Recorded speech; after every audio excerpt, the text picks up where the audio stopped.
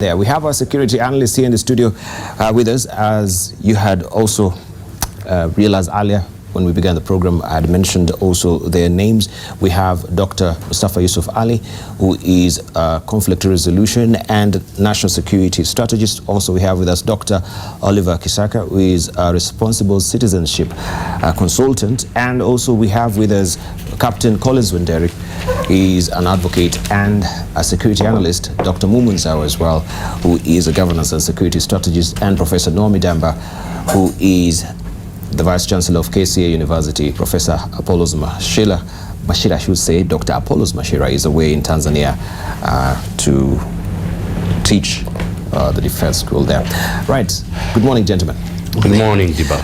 A very ticklish situation that we are having in Baringo today, and of course we know so far so many have lost their lives, and it seems it's not really tapering off as we'd earlier thought. Let's begin with you, Dr. Mustafa, because I know also your bearing is within those regions you hail, somewhere in Kericho. You can tell us more about what is really happening there. Just give us a perspective. Baringo is my home. Baringo is your home. Yes. Diba, first of all, when I see politicians speaking the way they are speaking, even if Kenyans have been killed, you don't give an ultimatum to the government to do something within 2 days. That is wrong. The residents of Marigat, Loruk, and other places where these challenges happen, the killings have taken place, they need to work closely with the government and not to give the government an ultimatum, especially during this time when political temperatures are very high. Mm-hmm. Now, the key thing here is to see to look at the progression of cattle rustling and inter-clan, inter-tribal conflict in Baringo and many other areas in North Rift, mm-hmm. in the context of commercialization of cattle rustling. This cultural practice of cattle rustling, the moment it was commercialized, and then you had these tribal entrepreneurs, yes, getting into the trade of rustled animals, mm-hmm. and now the politicization of ethnicity in North Rift, yes, and in particular between the Turkana, Pokot, Samburu, and in the context of electioneering. This is a powder keg, mm-hmm. and of course the government needs to move very fast to address and bring the killers to those two politicians to book. And if indeed some of the political actors in Baringo are responsible for this kind of act, they need to be barred from the political process. They need to be taken in. They need to be questioned, and they need to be taken to court. All right, let's hear from Dr. Kisaka. You think this is a politicization also of the regional politics as well? Because we saw these two politicians were killed, and so far now people also are reacting to this and giving ultimatums, as we've heard from Dr. Mustafa and from the clip as well. Thank you, Dibal. I think for me I would come to it more from the sad feeling that after so many years of independence, we don't seem to have an educated solution to a persistent problem. It's very clear to me when we were doing peace work in parts of Pokot, the residents would tell us that is how the rustlers come.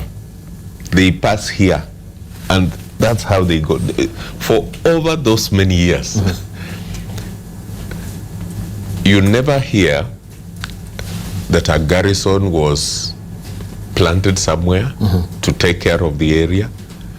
There doesn't seem to be any strategic solution. So for me, I would be looking for solutions that have got to do with, number one, how do we hamper the speedy movement of animals from one region to another? Mm-hmm. Because if the highway is known, if the speedy movement is slowed down, yes, it gives security an opportunity to catch up. Mm-hmm. So that if these people are an army, then you can send them an army.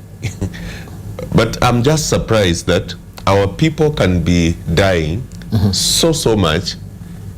You see women with their young children walking away with their belongings in this country for so many years, and we don't seem to have any strategic solution. So that's the angle from which I would be coming into this discussion. I think political leaders and whoever else can be dealt with if there is a practical solution that is implemented from a security standpoint. All right. Captain Wanderi. For me, it's a sad thing to see, as my colleagues have said, that we have loss of life at this point in our history as a country. Yes. First, we have to look at the security dynamics in that region, as well as the political, the socio-political dynamics. They need to be examined together. Right now, we have conflicts between the Tugen community, the Pokot, and the Keio. There seems to have been a shift from the traditional theater of operation for banditry and cattle rustling. Initially, you would have the Suguta Marmar Valley as the theater of operation, but that now seems to have shifted. And it shifts in terms of seasons, and because of one very simple reason. We have got people who still are tied to a culture of keeping very large herds of animals. And the lard of Kenya, the lard mass in Baringo, nor any part of Kenya, is not expanding. Their population is expanding. The demand for young people to even get married using animals as dowry, price is very high in that region, and therefore cattle rustling becomes an avenue.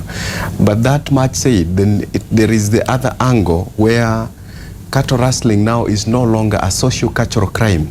It has become now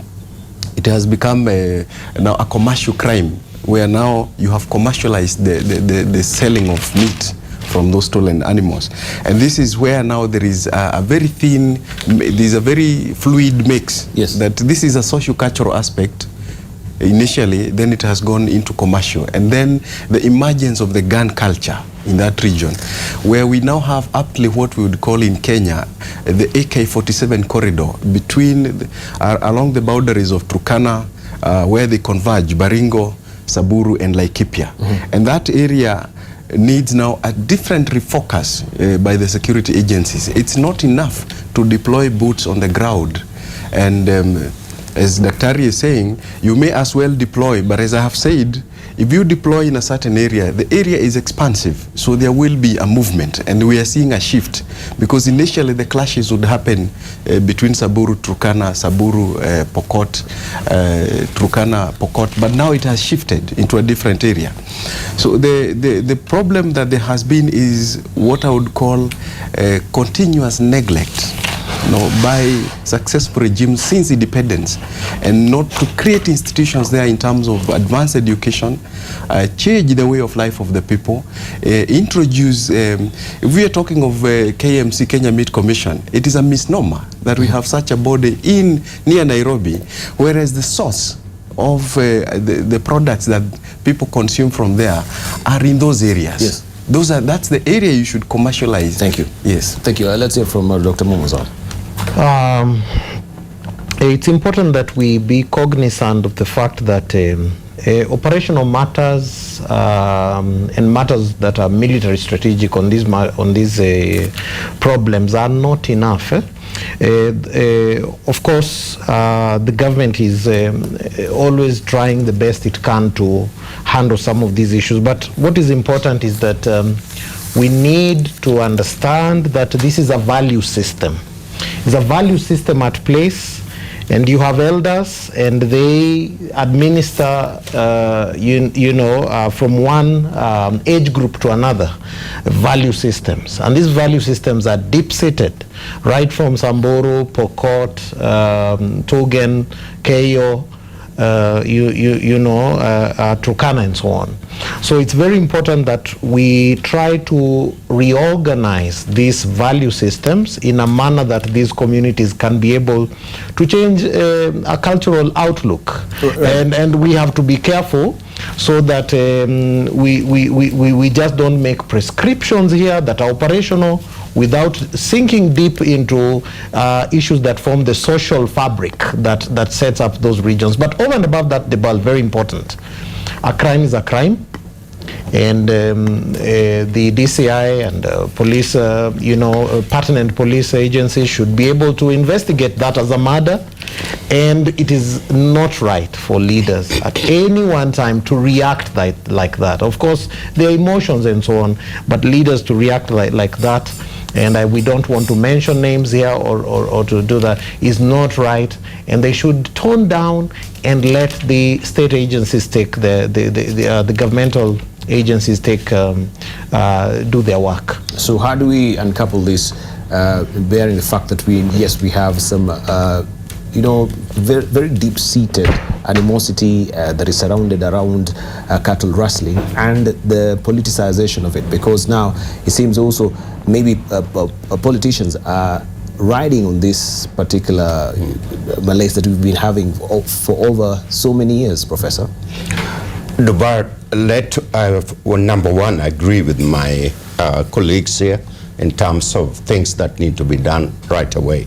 But let me move it up a little bit over the long-term solution and the ultimate way of changing the mindset of the people in this area.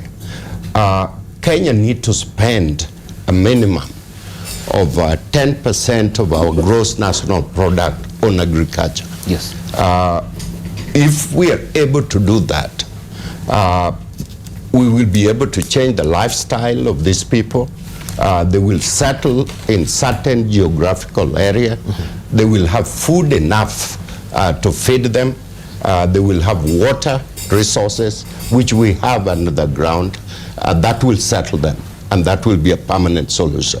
Secondly, is education. If we are able to do those two things, as been demonstrated by a number of countries, look at Israel. It's a desert. But every desert has been turned into a Greenland. So that is the permanent solution. While at the same time we need to deal directly with out-of-control politicians that is using inflammatory languages and all that. That we need to crack down on. And then we need to deal with the issue of out-of-control arm that has spread in this area. All right. Of course, also we want to go on to the next story, which also acts as a segue to our discussion here on terrorism. And in any way, we're not saying that this particular story is linked to terrorism at all. And this is the foundation that was deregistered by the National Council Board. Maybe I should just give you a reader where Nairobi Governor Evans Kidero Foundation has been deregistered. The Evans Kidero has been proscribed following investigations by the NGO's Coordination Board into claims that the foundation was engaged in illegal activities and alleged failure to account for its financing. The NGO's Coordination Board Executive Director Fazul Mohammed has asked the Central Bank of Kenya to preserve the foundation's assets until an audit is done. Investigations by the NGO board reveal glaring malpractices, including the fact that the foundation was operating unauthorized bank accounts. A property known as the Evans Kidero Center, situated in Kilelesho, was acquired in violation of regulation governing running of NGOs.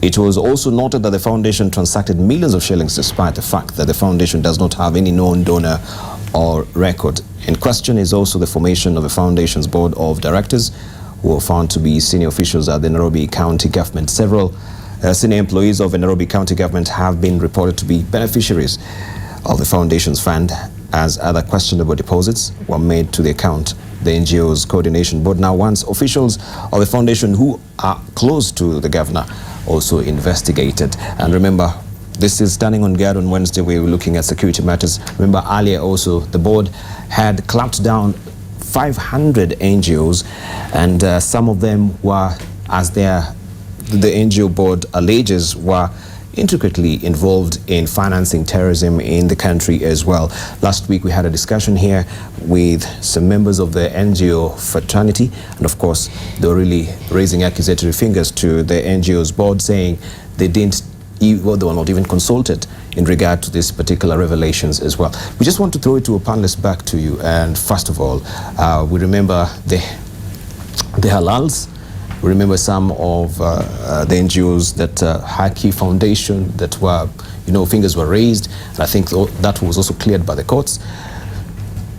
When we talk about financing terrorism and money laundering, it's a very multi-layered, a sort of topic that we cannot really drill deep and find out the ultimate solution. But if we just take a cursory look at it, where will we begin, Dr. Mustafa? First of all, Dibal, we need to understand a few points when it comes to terrorism financing. We need to understand that it's fairly inexpensive. Yes. It is very cheap. It doesn't cost much money to mount, to organize terrorism and to engage in terrorist attacks. And this, just by way of one example, the DHL bomb that was manufactured somewhere in Yemen, it costed around 400,000 Kenya shillings. And it was put on a cargo plane, went all the way to Dubai, UK. It was intercepted there. The amount of a loss that particular DHL, the so-called DHL bomb, caused was ran into billions of dollars in terms of revenue lost by the cargo in the air cargo industry. And when you look at the way now terrorism is being franchised now from the center to the periphery, it makes it even much easier. The second point here is the transnational nature of terrorism, where you have organized crime, extortion, a syndicate, and gang culture in many cities around the world. Most of the proceeds from the organized transnational crime, gang violence, they are used by terrorist groups, and terrorist groups, including groups like Al-Shabaab, have their own wings of that kidnap and extort money from, or rather through other criminal activities that would seem to be just normal criminal activity. Then there is the illicit trade in diamonds, gold, ivory. The increase in poaching was associated with terrorism financing. That is also another area where terrorists do get their finances from. Groups like ISIS are now vertically integrated. Mm-hmm. Now, in that vertical integration, what you see there is the center of ISIS no longer provides income, or rather money to its sleeper cells or franchised group. They actually operate now like Kentucky Fried Chicken or McDonald's. Mm-hmm. So they are led to their province wilayat system enables them to tax where they are operating. Al-Shabaab has been doing that. Boko Haram has been taxing. The Khorasan group in Asia has been taxing areas where they control, and that ultimately is used for terrorist financing. But again, this is asymmetric warfare. Mm-hmm. And there's something called asymmetry of cost. The cost of maintaining armies is so huge compared to the cost of maintaining sleeper cells and terrorist groups. Mm-hmm. And that's where they have an advantage over state actors and established militaries and armies. Mm-hmm. Right. Dr. Oliver. Yeah, it's very enlightening to listen to what Dr. Mustafa is saying. I do think that when you have in a country groups that are set up legally and whose operations are not controlled or evaluated until one day the axe seems to fall to say these NGOs have been operating illegally, I think it calls us to an evaluation of how our regime of administration of non-government organizations is formed, because the more subtle side, which Dr. Mustafa talks about, is perhaps requiring a much more complex approach. It's requiring a much more complex approach to deal with it, because comparison between what is formal and what is informal is so huge. The groups can operate at less than 1% the cost it takes to maintain a UN army. So it needs to be reorganized, the way we approach this matter. But on the other side, maybe speaking a bit to what Professor Midamba said a while ago, just the question of how society is organized, how those that are responsible to construct how we operate would rather take for themselves and deny the rest of the citizens, making it difficult for young people to find avenues of success. Our members of parliament are about to leave parliament. They want to vote for themselves 3.3 billion when doctors are on strike, when whoever is on strike, when many youth are unemployed. Do they have any idea that when you take this 3.3 billion, you are taking it from society, which is supposed to be constructing a good environment for all the young people, so that then people do not resort to desperate measures? So there is the side of controls, security, but there's also the side of engineering society in such a way that every young person that is born has access, is able to make progress, doesn't ever need to come to a place where they are so desperate that they can fall for any level of temptation. All right, Dr. Wanderi.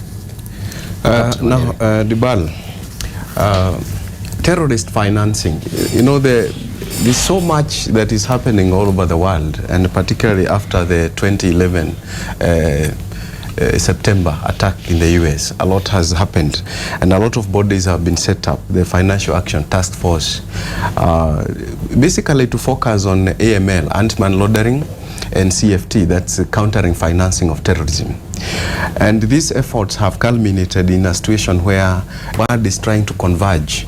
Around 2011, Kenya, Tanzania, and a few other countries in the region were named as what we call NCCT, that is non-cooperating countries and territories, in terms of focusing on the crime of money laundering. The focus against money laundering for a long time has been on organized crime. Okay, that so is what I'm sorry to butt in, but what metrics were they using to actually, you know, list Kenya as one of the non-cooperative? Yes, the matrix that was used is, one, lack of a national legislation, or rather, even if you have national legislation, the implementation of national legislation and creating institutions to ensure that there is financial reporting or financial intelligence which is shared with the security agencies. That was the basis of which many of the countries were listed. And there was even a suggestion internationally to blacklist banking systems in those countries from having corresponding banks in advanced economies. And therefore those countries have been forced incrementally to comply with the new regulations. But the problem for Kenya has not, per se in the region, has not been the absence of laws. It has been the enforcement of the laws. We have so many laws, but we basically don't enforce them. We have laws that also operate back to back, and institutions that are not cooperating. Yes. Why are we focusing on non-governmental organizations? Because non-governmental organizations have been used in two types, in what we call forward money laundering and reverse money laundering, and the terrorist financing. Yes. Forward money laundering is where you have organized crime, gun running, environmental crime, that's poaching. You also have drug trafficking, gun running, human trafficking, feeding into that money being then fed into the formal financial system. That is one aspect of money laundering, which the states have really been focusing on. But on the flip side, you have then sources of funds which are donated to NGOs, presumably for humanitarian and good activities. That is good money, then that is then used to fund crime, and the cycle continues. And that cycle, that's where you have reverse and forward money laundering.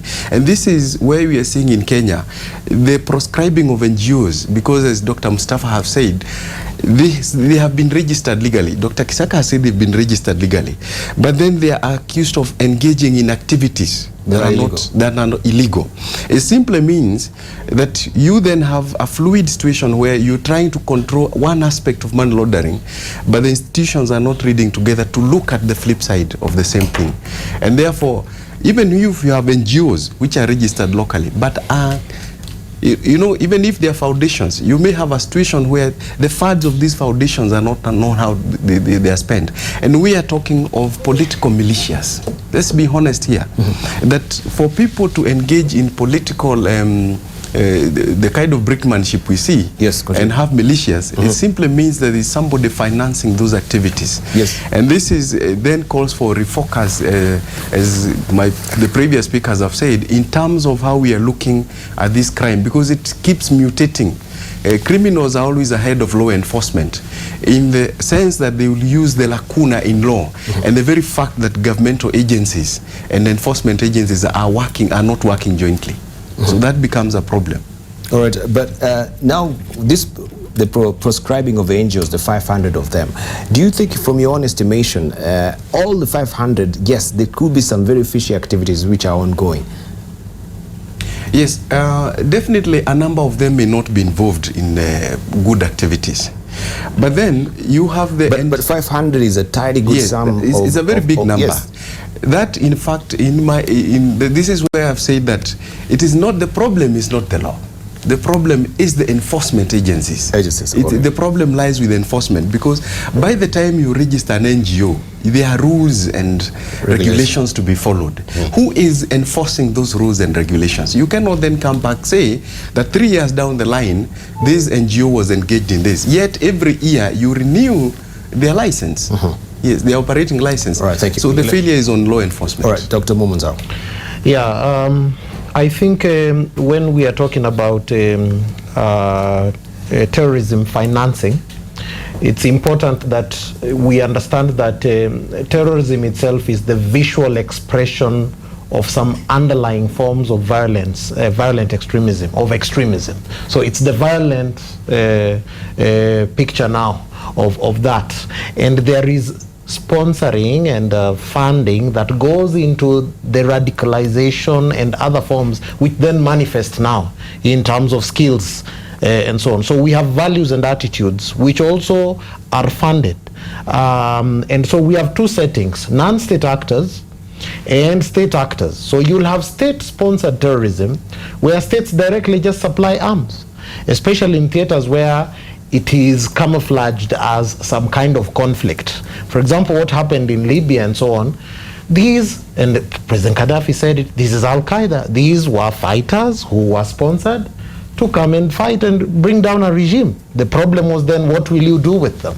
And these things are happening now in Syria, in Yemen, and so on and so forth. Accomplished their mission. Yes, yeah, it's a problem. Now the other side is non-state actors that are more moribund setting. They now get into the province that the captain is talking about here, and they get into ungoverned spaces and they occupy them, and through all these illicit activities, you see, like in Afghanistan, you have poppy fields, you have situations. In fact, ISIS trades in oil.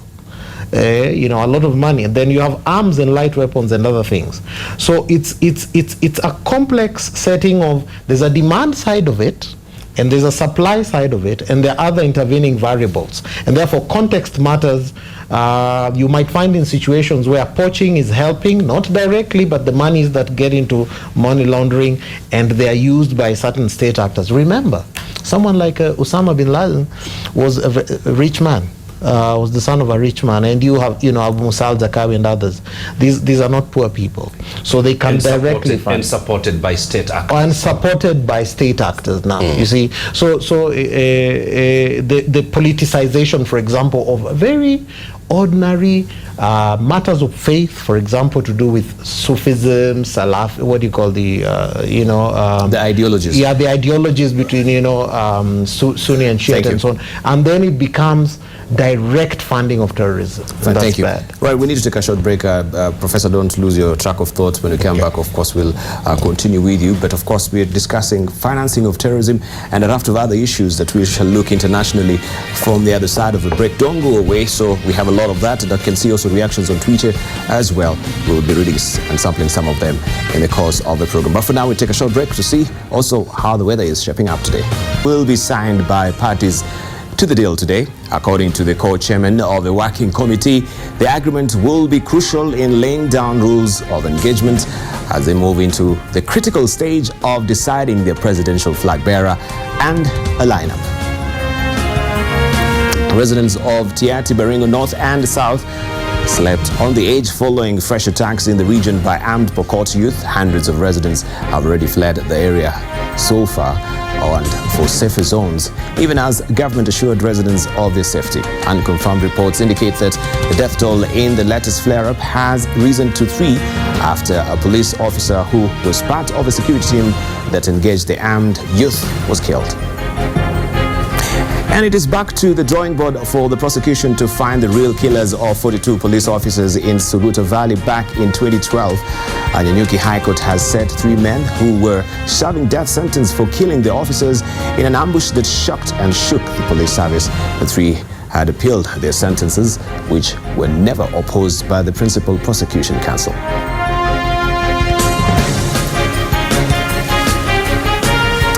And we're going to take a cursory look at the dailies this morning. If you missed this at the top of the hour, this is it for you. And this is what is on the front page of the Daily Nation. 13 counties hold state house key. This is the splash on the front page of the Daily Nation today. Voter registration figures shows regions favoring ruling coalition locked in a neck-and-neck tie with those leaning towards NASA. That story continues on page 4 of the Daily Nation today, and you have a tabulation of that from counties, that comparison from 2013 to 2017, Kiambu there starting and Elgeyo Marakwet ending there, and also you're given a summation of that as well, and the battlegrounds as well, right? We have also Nairobi County and Isiolo County here on the other tabulation. 7.44 million voters in Jubilee strongholds. We have 7.04 voters in NASA leaning zone, and we have also 5.2 million number of voters in unclaimed battlegrounds. This is what we have on the front page of the Daily Nation. Also, you remember this lady? Don't judge me, I only cheated to save my marriage.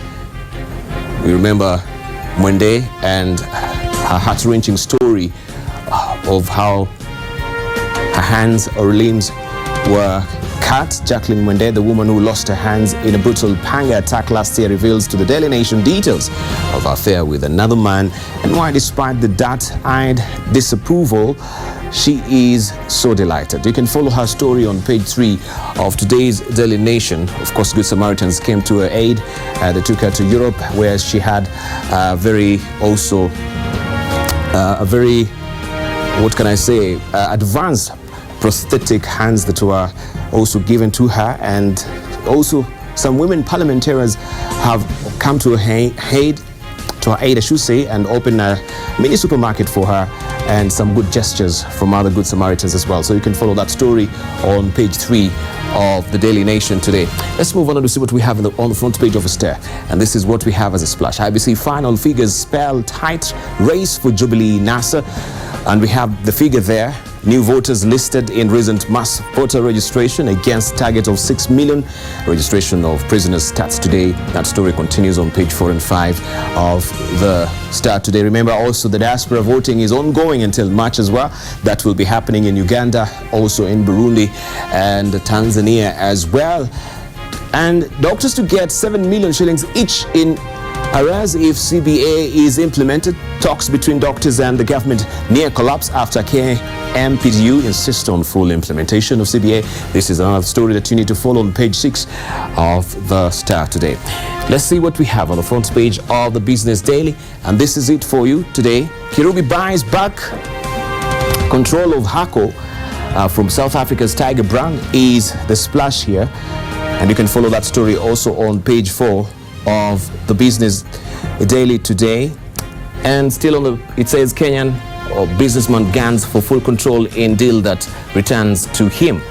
The 51% stake is sold to Johannesburg-based firm for 363 million shillings. That is what we have on the front page of the Business Daily. I want to show you also what we have on the front page of the People Daily this morning. That's There's a splash about the IBC as well. This is on the front page of the People Daily as well. And if you maybe just pick up that on our screen so that our viewers can see final IBC figures through race wide open. That is what we have there. And Jubilee called NASA broadly share out 3.7 million over 3.7 million new voters each, with about 20 counties in their bedrock areas, with 7 swing regions to fight for, as August presidential election promises a sizzling contest. That story is well fleshed out for you on page 8 of the People Daily today. We move on and we see what we have also on the front page of the Citizen in Tanzania. This is what you're waking up to if you are watching us from Tanzania. Revealed, Manji owns 99% of Tigo Tanzania. Regulator confirms IPO is suspended pending determination of a shareholding tug of war. Also, YTLC is now a political battlefield. You can find all the gritty details of this inside the Citizen if you're in Tanzania or you're here in the country as well or elsewhere. And we can cross over to Uganda. This is it for you as well. Best schools, students, here they go. And the list is here. You can follow this story also inside the Daily Monitor in Uganda. List of best students and schools ranked in the country, as well as profiles of best performing students speaking about their achievements and aspirations. Page 4 and 6, 10 to 15 and 8. There's also a page pull-out inside the Daily Monitor if you are in Uganda. Let's see what is happening in Rwanda. And the New Times is here. Government starts process to raise AU funding quota. The government seeks to collect about 1.5 billion Rwandan francs for its African Union budgetary quota of the 1.2 billion shillings. About Rwandan francs 898 billion shillings, billion Rwandan francs, I should say, that the union has to raise annually from member states' contribution as per ongoing reforms to address a budget deficit of more 76% being funded by donors. That story continues on page 5. And I think this also has been a focus of discussion of our panelists, especially with the AU funding that has been, going down the tubes. This is a good gesture that is coming from them as well. We've been here and talking about the AU funding, the way it's very dismal right now. And when we talk about donor fatigue, because I think biggest chunk of this comes from the donors, especially the European Union. And right now, we know what is happening with the Brexit. How is this bound to affect also the AU? Briefly, let's hear from Professor Noami Damba. Very briefly. Africa seriously must depend on Africans. And we cannot continue looking outside for European and American and hope that we can develop this continent. That is not how Asia has developed. That's not how Europe or North America has developed. So we have to be serious about ourselves if we have to make a difference in this continent.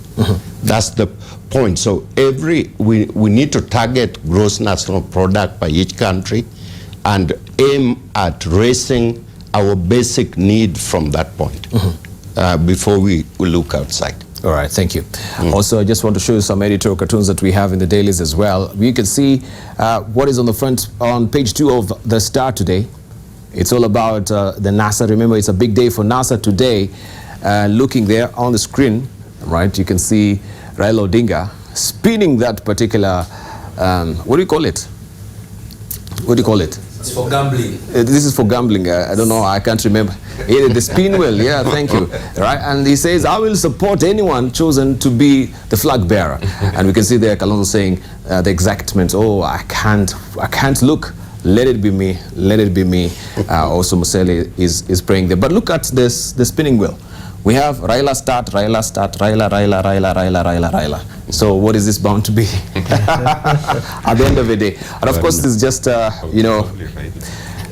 tickling our funny bone this morning, but the highlight of the day will be also NASA will be unveiling, or they will be launching today. That will be happening at 9 a.m. and we'll be giving you a wall-to-wall and wire-to-wire coverage here from NTV of that particular happenings today, the NASA launch as well. Maybe you just want to comment about that briefly. Also looking at that particular editorial cartoon, someone is missing. Who is missing? Right. Who is missing? Could we just have it back, please? Let Mumu. Right. Yeah. Yes. Wetangula is missing there. Yeah. Well, I don't know about this, but What is important is that we ensure that we build confidence in the institutions, the institutional structures ahead of the elections. No, just talk about NASA. No, I don't know these people, these politicians. I'm interested about the security and stability of the country. Stop being very academic. Just talk about NASA. Let's hear from Dr. Mustafa. Well, you want me to talk about politics? I'm very bad at politics. Just comment about today as well and the happenings and. Yeah, well, we wish CORD well. NASA. We wish them very well to in their having one person who's going to run against President of the Republic of Kenya, President Uhuru Kenyatta. And I'm hoping that with these processes that we are going to transform our politics, not from what it is currently today, politics of personalities, as we've seen all along, into politics of ideologies. Yes. And that ultimately will help us in the governance of country, and that will have much better quality of leaders in this country. Thank you. All right, Dr. Oliver. No, I think the fact that they were able to set up a committee and that committee is exuding confidence that they can report back to the principals, because then what we are looking for is mature politicians. Our new constitution envisaged a very wonderfully formed politician. It put in there matters of integrity, matters of ability to distribute fairly, all these important things for our country. It starts in places like this. Are they able to sit together? Are they able to lay their priorities on the table? Are they able to agree? Are they able to present themselves to Kenyans and say, this is what we think is the way forward, and then to move together? And if they are a strong institution, you want a strong institution to compete with another strong institution, and for the better institution to win. Then our political system is developing. So, like Mustafa, I would wish them well. Thank you. Let's also not really belabor that, unless you really want to comment, Captain Wanderi, on it. And Noah Midamba. But I think let's not belabor the point. A very important topic as well. This has been captured by Stano, and also this has really stoked a lot of reactions from every quarter of his country. Looking at that, where we have hate speech, perpetrators being left off the hook, and we can see now the Director of Public Prosecution, Dr. Kirako Tobiko, was not really amused by this. So this is what now Stano has actually captured there, if you may look at the screen. Yes. And we can see he's jumped that hurdle, which is the court hurdle, but still he says stop, right? But we need to question ourselves when it comes to the National Cohesion and Integration Commission, because this seems to be the cycle. So many of the legislators have been left off the hook, I should say, because of the fact that there is a problem with the Constitution, right? First of all, there is no ironclad definition on what hate speech is all about. When it comes and we ask you what is hate speech, people will have, a very variegated views of what hate speech is all about. But since he says, and the court said, we cannot use the crucial evidence that, is a video clip to verify that this is hate speech, because first of all, we cannot tell the source. But if you have this particular video clip, and you can see someone actually, there's a hate speech stripping off his tongue, what more evidence do we need? Do we have a problem with the law? Because now it seems this will always be a tripping wire when it comes to hate speech among us. Let's hear from Captain Wanderi. Yeah, but this is not a very interesting thing. And again, we look at law enforcement and institutional failure. National Integration and Cohesion, National Cohesion and Integration Commission. Yes. You have a commission whose task, particularly because of the nature of our politics, where ethnic mobilization is used for purposes of competition rather than ideology. You have a commission that is reactive and not proactive. there are certain rallies, and anytime there's people who want to come up together and speak politics, they always give notice to law enforcement. Yes. And therefore, National Cohesion and Integration Commission should not be reacting after. It should have been there. They are the ones who should be taking these clips, because we do not have political rallies every day. So in other words, you're saying we should be having the media, media angle or the media arm of the National Cohesion and Integration Commission, sending their people there to these particular rallies, because now when it comes to these mainstream medias, they will say, of course, we do not really know the source of this particular clip. Yes, one of the things also, because we also focus on the mainstream media. The mainstream media has a way of the way it broadcasts. Okay, it is they try to be responsible, and they do self-censorship. So in other words, they almost sanitize the kind of broadcast that they have. The kind of bellicose language that is used in rallies, you often find it in the off-mainstream media. Not that the mainstream media was not there, but mainstream media doesn't want to give that picture. Okay, so that self-censorship then makes it impossible for NCIC to then use clips of the mainstream media, because what is broadcast by the mainstream media usually is very sanitized. It looks very nice. The kind of the punchlines that the media looks for. But if you look at the non-mainstream media, the alternative media, you have a lot of then people capturing different people capturing exactly the raw words that politicians use in rallies. And this is where you find NCIC absent. And this should be there, and not just NCIC. I mean, there is no single political rally in Kenya you will find where you do not have find police presence. So if those words were spoken, you know, in the presence and in the hearing of a police officer or any law enforcement officer, then it, as you said, it is sad that there can be such people in such a venue, and they do not come forward to actually corroborate and confirm that this is what the politician said. But I get the problem here, because when it is broadcast, and then when you have oral evidence, there will always be a discourse. And then we have a problem with our Article 50 of our Constitution, where it appears that we did not segregate political crime from ordinary crime, and where the plethora of rights are given to any nature of crime, irrespective of how injurious that crime is to society. Yes, right. That is a big problem that we have to navigate out. All right, and the same has been captured as well by Munene in the Daily Nation as well.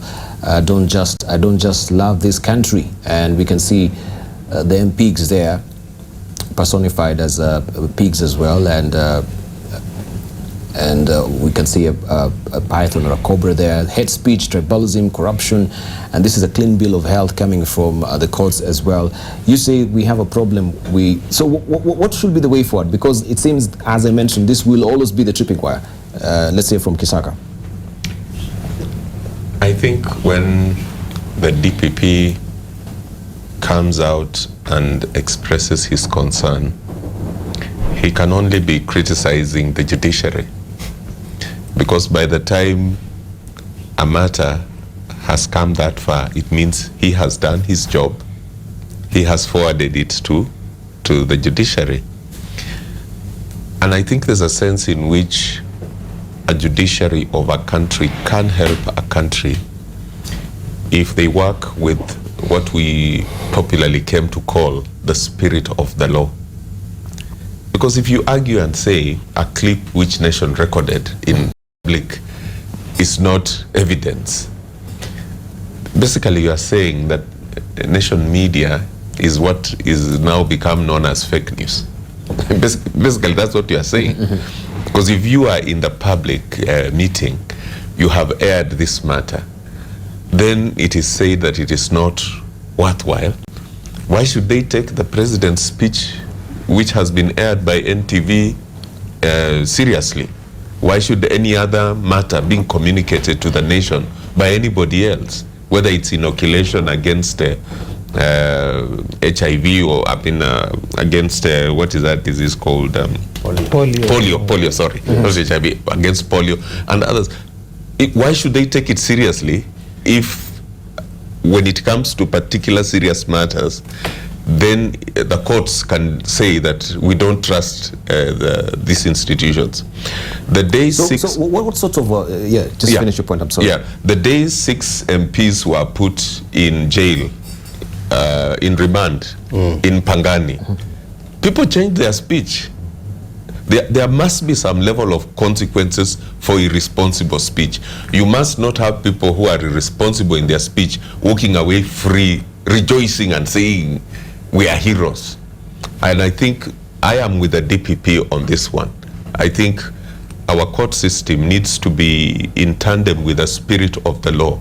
We were looking for a situation where certain bad behavior can be deterred, not to hurt people unnecessarily, but it needs to be deterred so that people know when you utter something, you have uttered it and you need to take responsibility for it. All right, Dr. Mustafa, if I may ask you, first of all, we've heard also from the Inspector General of Police, on this occasion that there was an interview here being done by Linus Kaikai of NTV, and he was asked about also that particular clip of Aden Duale, right? If actually that was Aden Duale. And they say, forensic evidence is being done. So what is the essence of having forensic evidence if all these evidences that we've had, before, all of them point to, there's no single source. We cannot tell the source of this particular clip.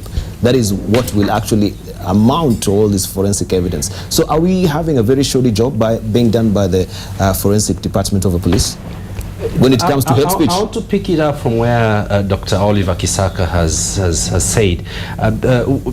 This is, first of all, what happened at the cost that people who clearly said and stated what they said amounting to hate speech actually left the hook. That's a sad day for Kenya. And this is a pointer to deeper institutional problems that we have in this country. And the whole issue about definition of hate speech is a reason not to, catch those who are doing this work is neither here nor there. And I think they are making the work of the police very difficult.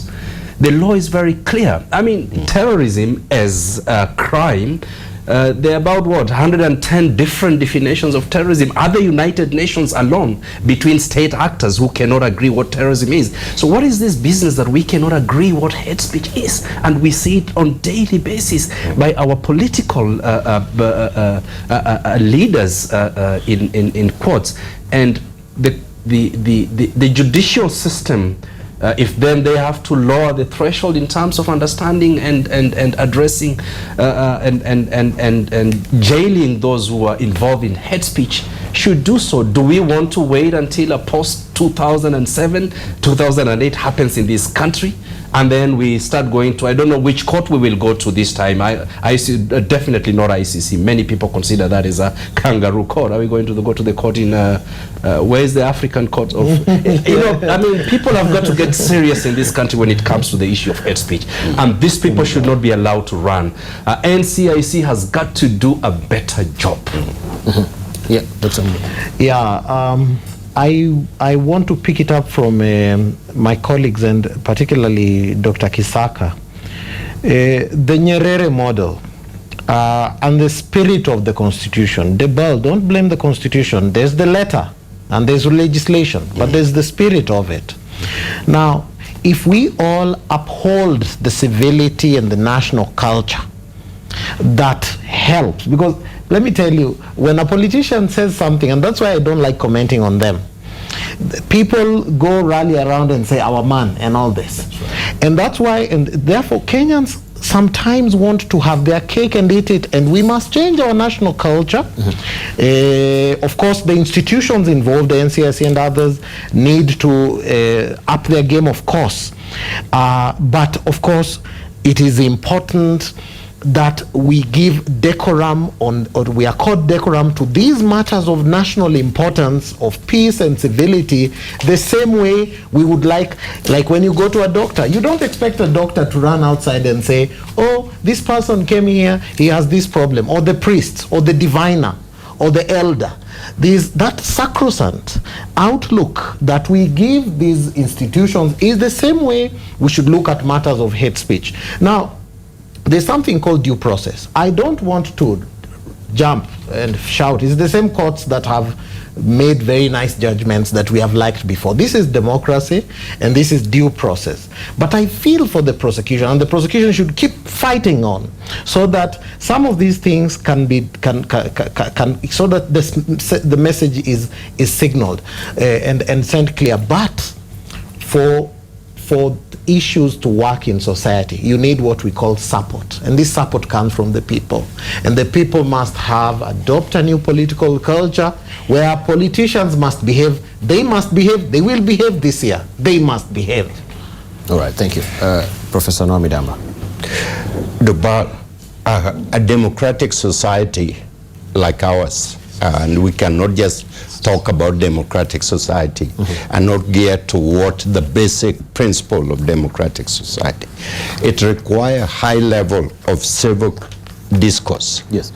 And I chair a committee on the national value. And the national value principle, which we do have right now, if anybody look at it, yes, translate to judiciary, it translates to executive, and it translates to legislative, and it translates to ordinary person engaging with another citizen of Kenya. Now, there are things we can legislate about, there are things we can send people to court about, but there are things that are just sheer common sense.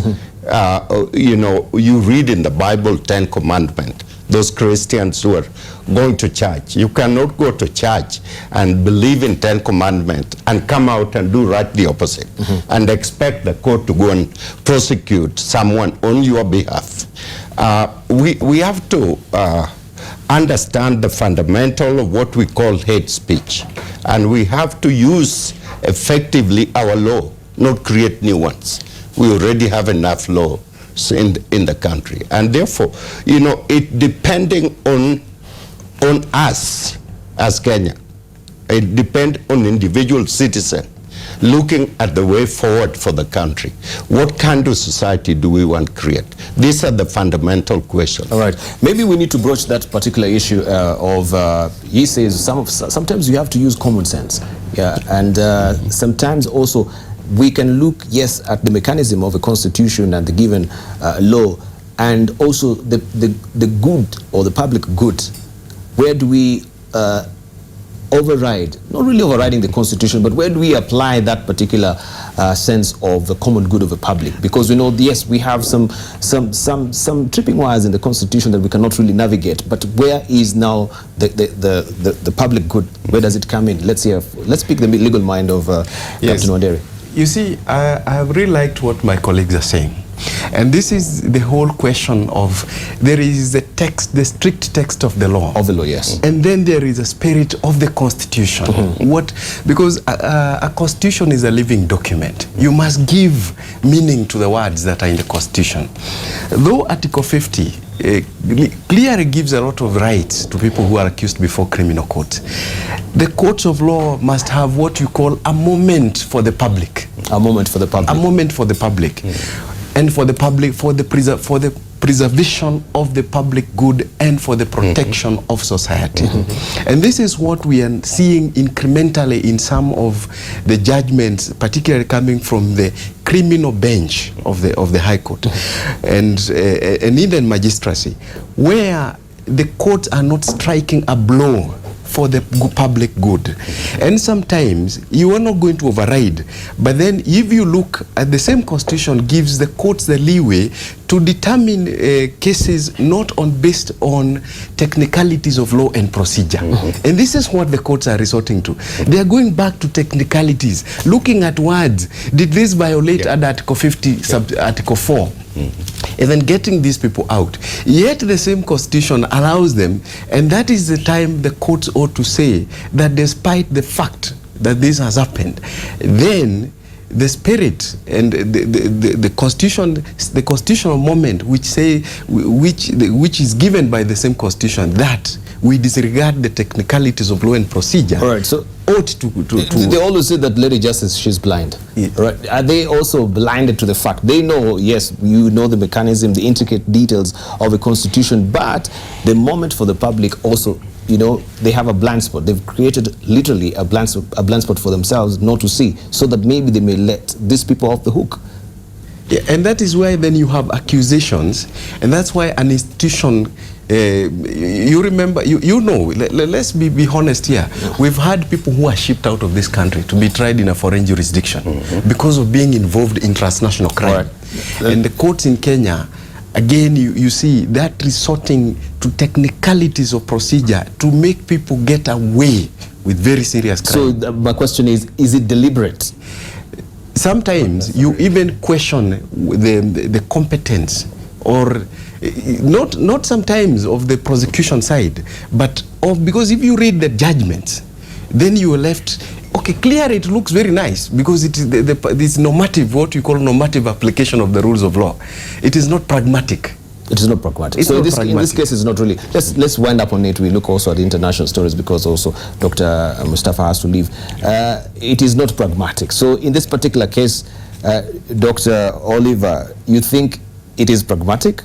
And whose side are you leaning on? The DPP side, where he's not really amused about that particular judgment? No, for me, I am saying that if the DPP has very strictly assessed the merits of a case and has felt there is sufficient evidence to go to court and has admitted evidence such as clips from the media that clearly demonstrate this was wrong, when the court system makes a ruling that completely makes those who are accused come out as heroes, you compromise the entire culture of a system. I think it needs to be clarified that a judge or a magistrate sitting in his chair is making a decision based on the law and based on how that law promotes a good society for everybody. Say, for example, he was not absolutely, and I'm using the word absolutely, satisfied with all the evidence you'd have given. You'd have given something like a 1-week jail term or some financial punishment. Or a ban to appear in political rallies. Yes. Yeah, for so a year that or somebody two. realizes, Yeah, I've been let off the hook, but this thing is serious and it's being taken seriously by the Kenyan society. So I think that's why I would be with the DPP. The Criminal Investigation Department in this country needs to up its game. It needs to be able to present to the DPP material that has been properly investigated and conclusively presented on his table, so that when he says this has merit to go to the court, certainly our country is looking to the courts, and the courts must be careful. We don't want to reach any other situation where people begin to lose confidence in the way the court manages its affairs. So what you are doing is actually something that you are being watched about, and a day will come when you make a certain ruling and people will say, this based on what you have done before is not accurate. The third thing that I will say is that there's an unfair interplay when matters come to politicians. Because it does seem like people who are in charge of certain responsibilities in this country today are very careful what they say about politicians. They fear some level of either retribution or some level of hitback, or they might be appointed for a particular commission and politicians might bar them. You know, there is some sense in which people are treading carefully instead of doing their job. And I think this country needs to get healed from that. Right. Briefly, as we're winding up on that, maybe just to take us back to that particular editorial cartoon by Munene, we need to see, aside from hate speech also, we have corruption as well. which is labeled there. If you may just drop down. Yeah, we can see corruption is there as well, and we can hark back to what was happening in State House, and there was a towing and froing, and this is exactly what is happening with the hate speech right now, where the DPP is accusing the courts is accusing, you know, the Directorate of Criminal Investigation, the Directorate of Criminal Investigation is accusing the police. See, this is where now we lose it and we drop the ball. As we're winding up on it, let's hear from Dr. Mustafa. Briefly, very briefly. Yeah, Dibal, and I hope we'll be going on to that story of Africa Union financing shortly. Briefly, yes. You know, there's a scholar, Jay Marlin, who said when diplomats fail, soldiers take over. When soldiers fail, terrorists take over. Now, in our case here in Kenya, if when judiciary fails, the kind of politicians who are spewing hate speech are going to take over. And then when those ones will fail, then soldiers will take over. And then when soldiers will fail, terrorists or tribal terrorist entrepreneurs are going to take over this country. And that's not a situation Kenya wants to get into. Fantastic. Very quickly, Debal, and this is important. There is a constituency that was not invited to State House. And because it is the leaders who represent them. These are ordinary citizens. When, as a Kenyan, you take a clip and maliciously you take it to the internet, you are also fueling hate speech. When you write social media irresponsible words, if you look at the field, people are writing at each other, and that is social irresponsibility. And that is one part that everybody is not looking at. We need to improve this, our own national culture of civility and doing and saying the right things. Because when you send clips like those, all you're doing is just inciting. But because you're blinding yourself and hiding behind the social media and all these things, then you think you're safe, and therefore other people have to carry, react to what you're doing. And that is, therefore, our people need that kind of side of things. Because why can't you go to NCIC or to the police to say, I saw this and I didn't think it's a good thing, or you said this and this is not a good thing as a leader? Why do you want to incite and send that? And again, the reaction. You remember that clip that it was believed to be Dwale. But also maybe the way some people reacted to it as leaders was even worse. There's one who said people from this community should find where to pass. I can't forget that. But I think also we have a weakness maybe from the institution itself, because even the public they do not really know that, yes, you have that avenue, you can take that particular clip, instead of bringing or springing it on social media, as you say, you can take it to the National Cohesion and Integration Commission. Do they even have that public relations desk that where people can come and drop those particular clips? Yes, so that now we don't have this trotting this excuse of we do not know the source of that particular clip. Right. If these are militias, I don't know how you stand like a target to be shot at. The way the entire firing process looks, and there are a lot of missing. Okay. There are gaps. Okay. Let's. I think Captain Oneri, you're the one to tell us now, because you've been in the army, right? And of course you're a lawyer. Looking at that, to think this is staged. You know, when you have something captured is an ongoing process in combat. Sometimes you say in the action of combat, and I know where Dr. Mumo is coming from. In the action of combat, the adrenaline levels of anybody, of either side, the belligerent and the people enforcing whatever the armed people, or whatever the armed forces and the police, that's not the way ordinarily it goes. Because even if a shot rang here, I'm sure basically almost all of us will duck. Okay, we'll duck and take cover. Yes. So it looks very unreal. But at the same time, you must also look at the way perhaps our societies are. You remember there was a lot of shooting in one of the palaces in Uganda recently. And you remember some people were said to have been pricked with something that they believe they cannot then die because of bullets. And a lot of them died protecting their king. So the worst part of it is that it could be real, because there are some people then who believe, or you believe because people are in uniform, they're not going to shoot at you. Okay, there is a possibility, because when sometimes I've been in northern Kenya armed, And when people see you, even if they were in a place that looks unsafe, then they want to approach because they believe that the uniform and you hold the gun to protect them, not to attack them. And if that then is the case, then it is a very sad thing for Africa that you have a situation where people armed by the state, trained by the state to protect the civilian population, prey on the same population and use those arms against the population. It looks very sad. Very sad. Yeah. Let's hear from Dr. Mustafa, because he's about to leave as well. Yeah, Dibal, this is terrible, and you know, such things are happening at a time when we are talking about Africa rising. I mean, the Democratic Republic of Congo. This is a country that has 34 trillion US dollars worth of resources from underneath the feet of their countrymen and women. They are behaving like this. And we will not, Africa is not going to rise with these kind of countries. South Sudan is malnutrited today with huge reserves of oil. And we are talking about funding the African Union so that we don't have to depend on the Europeans and the Americans to fund and to carry on our affairs. And we are either destroying our own countries, as it is happening in South Sudan and Congo, and we've seen these macabre killings, or others are destroying the countries in Africa, as it happened to Libya, and Africans were just sitting by and watching. This is going to be very, very challenging for Africa, and the idea that Africa should be, or rather Africa is rising. Yes, there is 1% or 0.1% of population that is rising through business and deals and you know, engagement, but there is the large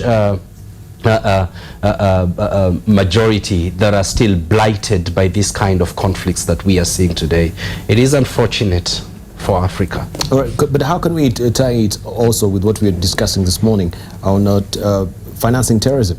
Because the fact that we have peace, which is a holy grail in Congo and maybe in South Sudan as well, is the fact that people are bankrolling this particular war. We talk of the blood diamonds as well. There are people who want to see the chaos and war in this country so that they may benefit, and it's a profiteering of war. Professor Nomidamba. Duba, I completely agree with my colleague Mustafa. Enough is enough. You know, recently ECOWAS took the leading role in demonstrating in Gambia that we can no longer accept the president that is not elected by the people of Gambia people. And they were willing to go in by force to take it off.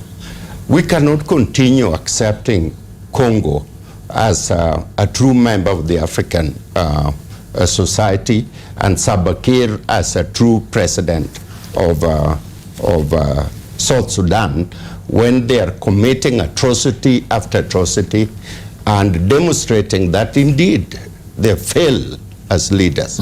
And the point of what I'm saying is, so long as we continue supporting and accepting and smiling and welcoming this kind of people, it will never go.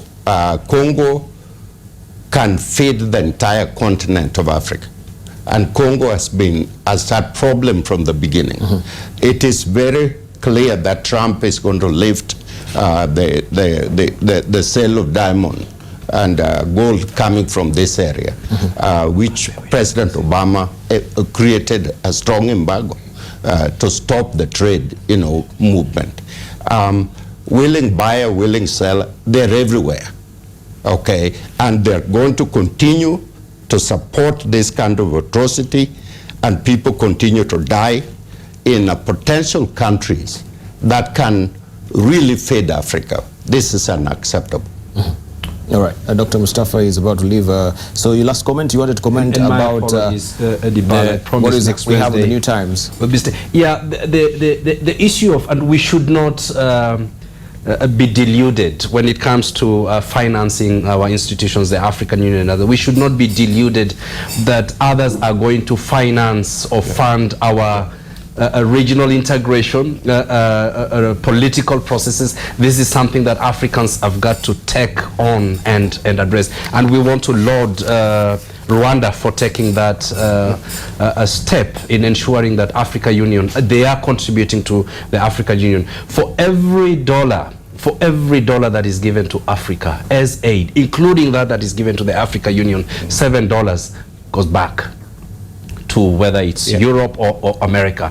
And we need to know that these monies that are given to us as aid or grants is not just because that people love us so much and because of altruism of certain people. No, they are gaining from it. They are tied with conditions and conditionalities, and we are paying back the aid that are given to Africa. And Europe and other countries have a responsibility to pay back for the terrorism and the challenges that they caused African countries, the colonialism. They have to do that, and they should not do that because that is giving us, miserable aid. I think African leaders have got to engage in a much more constructive manner, and we need to have a better international justice system, trading that is just, so that Africans can engage, trade, and fund its own institutions and never depending on aid. All right, thank you. And I'd love to, let you off the hook and go at Defense School today? Yes, All right. Thank you very much. Thank you very much, Dr. Mustafa, thank you. But if we drill deeper and ask you, Dr. Oliver Kisaka, we have also the African Standby Army, or Force, yes, I should say.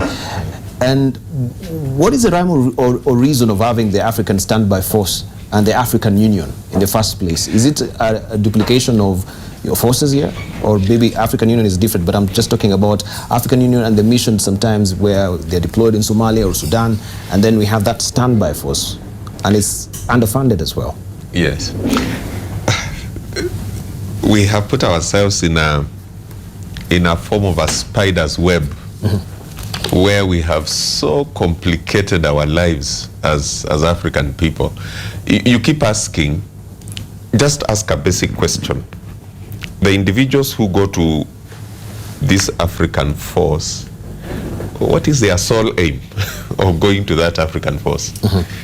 The individuals who go to work for African Union, what is their sole aim? The individuals who go to our parliaments, what is their sole aim? It is never service. It's never service. It's an opportunity to make as much money as you can. Now, the problem is that for those of us who are scientists, there are laws which say, for example, matter is neither created nor destroyed. Yes. If Kenya cannot function within its budget, it will begin looking elsewhere to make extra money. But if the aid that is given to this country in a year is 20 billion shillings, the country has lost 400 billion in a single year. Why do you need aid of even 400 billion? Is it not possible for us to reorganize and operate within our means? So if you think about the young men that have been put on boots, given guns, and sent to kill other people, it's just a false promise that there will be money, that there will be life for them as people. Instead of realizing that if we were not engaged in this kind of negative affairs, we can actually have enough as a people and manage to live. So somebody has destroyed Africans' capacity to think about their welfare, has introduced wrong values and parameters, and has caused us to imagine that those can only be available to us if you kill your neighbor. I think a whole new way of thinking is needed in Africa. If that doesn't happen, people will continue to take advantage of us. There's nothing as miserable as a man whom you find seated on the street crying he has no food to feed his family. Nobody stops by to say, let me give this man some money to go and feed his family. They just go away laughing at you and saying, look at him. He married and is unable to feed his family. Africa can't continue crying to the rest of the country. We must sit down, even if it means earning half salaries for all of us, even if it means, we must do some radical re-engineering that helps us live within our means. As soon as we are able to tell the rest of the world we don't need them, that's when we'll be able to have a bargaining chip on the international side. Thank you. Let's also have your closing remarks, Captain Wanderi as well, and also the rest of you, and we'll look at other stories before we wind up. Yes, it's actually very sad, the things. South Sudan, a very fertile territory with a lot of resources. People are dying of hunger, not because they cannot cultivate or have their own cattle to look after. It's because they have been disrupted by conflict and war. People have, the displacement of populations in South Sudan in the last 3 years is massive. In fact, it is even worse than when the territory was occupied by the Arabist North. And it is very sad then that the newest state in Africa, instead of people talking to each other and then agreeing on how to move forward, they continue to engage in conflict over power and positions. And Dr. Kisaka is right to this point, that people in Africa seek positions of power and privilege to become predators on the population rather than to become leaders and helpers and guiders to the population. And this is something that then we must have a reconstruction of the way the African states are organized. And Rwanda, Rwanda is a very small country. I've been to Rwanda severally. I was in Rwanda, or I dealt with the Rwandese during their displacement as refugees in Kenya and elsewhere. They have seen the bad and the good of conflict from the 1950s, culminating in the 1994 genocide. And there seems to have been a decision that has been made by the entire leadership that we cannot go back to that time. And therefore, when you see a country like Rwanda reading from the front, then it means that perhaps as we talk about Africa rising, then we must look up to certain. You wish that Kagame was then leading a larger country with greater resources than he is, because his country has reorganized the way politics is managed, the way leaders meet. There is an annual leaders meeting in Rwanda where every elected leader and every administrator meet and talk about the nation. And this is the kind of thing that they are moving forward, that they are saying we want to be self-dependent, we want to have our voice, and we're going to be listened to. But we cannot be listened to as Africans if we are still dealing with these small things of hunger. Thank you. Yes. Thank you.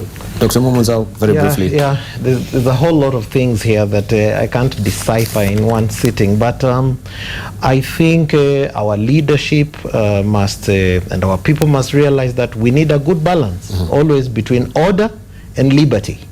You cannot enjoy the liberty you yearn for without order. And that is the message from what is happening in Congo, in South Sudan, and so on. They are yet to transit into being functional democracies in many ways. They are still stuck at some point, and Africa needs to up its game in terms of its peace and security architecture. The Africa Standby Force, the East Africa Standby Force that you're talking about, and all these are part of the Africa peace and security architecture and structures that would enable, for example, what Professor Midamba was saying, to interfere, to breach and get into a country where you think bad things are happening, genocide could happen, and so on. Thank you. And these are things that we need to think about clearly, but we can never enjoy our liberty without order, and people must realize that even as we consolidate our democracy. Thank you. Professor Nomidamba. Every year I take 2 buses loaded with my students to the Genocide Museum. And some are impacted severely. They cry when they live there. But one common denominator when they return to Kenya is this should never be repeated again.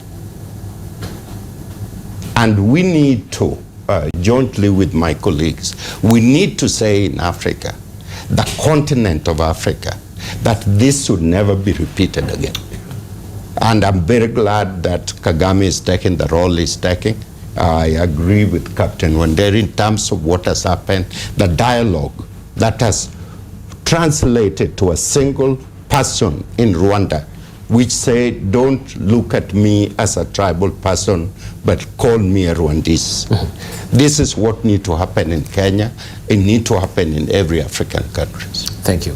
Professor Naomi Damba, the Vice Chancellor of KCA University, and also an expert on defense and foreign policy, Dr. Mumu Nzau, who is a governance and security strategist, also Captain Collins Wanderi, advocate and security analyst as well, Dr. Oliver Kisaka, who is expert and a lead consultant on responsible citizenship, and in absentia also Dr. Mustafa Yusuf Ali, who is a conflict resolution and also national security analyst. I want to thank you very much for your contribution this morning. Of course,